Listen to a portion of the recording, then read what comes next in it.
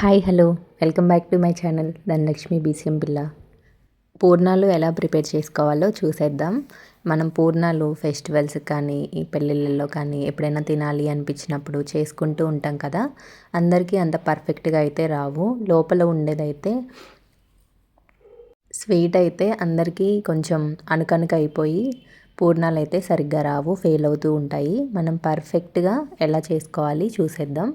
ఇక్కడ నేనైతే పావు కేజీ పచ్చిశనగపప్పు అయితే తీసుకొని ఒక 1.5 అవర్ నానబెట్టుకున్నాను. నానబెట్టుకున్న తర్వాత కుక్కర్లో వేసుకొని ఒక 2 గ్లాసెస్ వాటర్ వేసుకున్నాను. అవి మునిగేంత వరకు వాటర్ వేసుకుంటే పర్ఫెక్ట్గా మనకు కుక్ అయిపోతాయి. చూడండి, అస్సలు వాటర్ అనేది ఉండకూడదు. మనకి పప్పు ఉడికేటప్పుడు వాటర్ ఉంటే ఇంకొంచెం బెల్లం వేసాక అనుకనుక అయిపోయి చాలా టైం తీసుకుంటుంది మనకి గట్టిపడడానికి.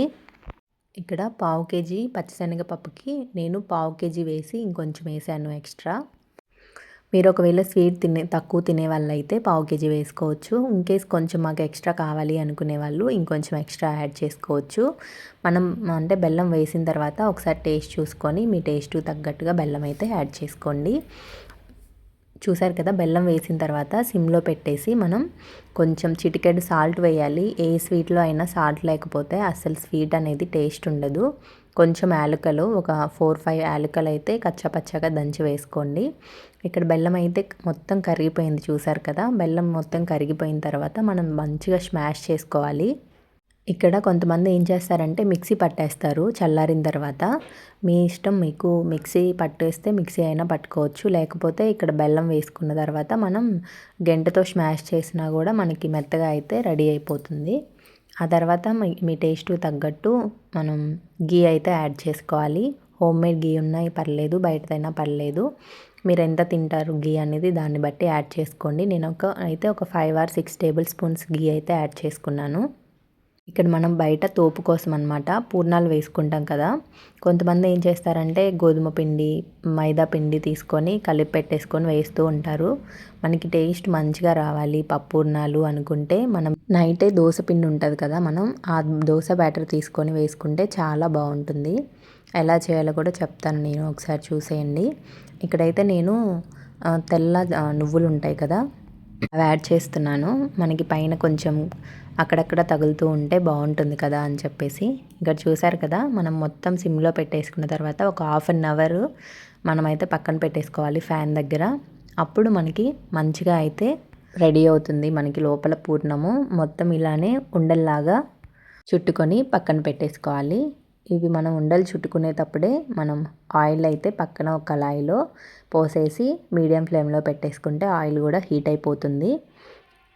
ఇక్కడ చూసారు కదా, ఆయిల్ అయితే కాగిపోయింది. ఆయిల్ హీట్ అయిన తర్వాత ఒక్కొక్క పూర్ణం ఉండని తీసుకొని మనం పైకి తీసేసి ఆయిల్లో చిన్నగా స్లోగా అయితే వేసుకోవాలి. ఒక్కొక్కసారి ఏమవుతుందంటే మనం వాటర్ చూసుకోవాలి, పిండి పలుచగా ఉందా గట్టిగా ఉందా. మనకి పిండి గట్టిగా ఉంటేనే పూర్ణాలు పగలకుండా మంచిగా అయితే వస్తాయి అన్నమాట. ఇక్కడ ఒకటైతే నేను వేసినప్పుడు కొంచెం పక్కకు పడిపోయింది.